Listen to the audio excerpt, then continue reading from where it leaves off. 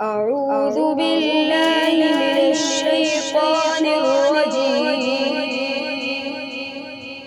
بسم الله الرحمن الرحيم.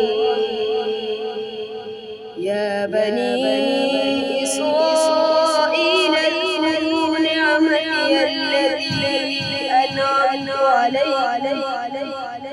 أنعمت عليكم وأوفوا بعهدي أوف بعهدكم وإياي فارهبون وآمنوا بما أنزلت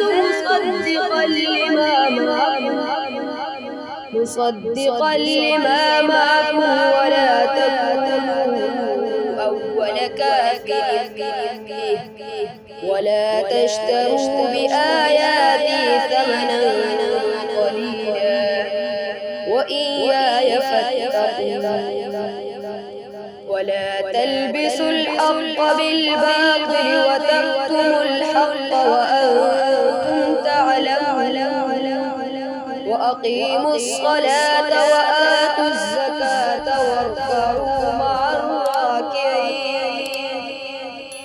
أتأمرون الناس بالبر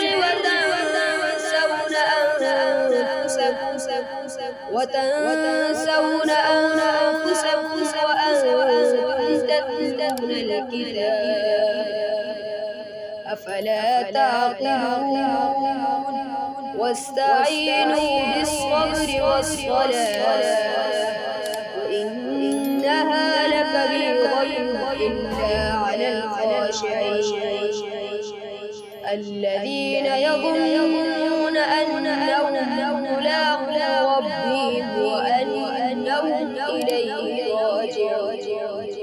صدق الله العظيم.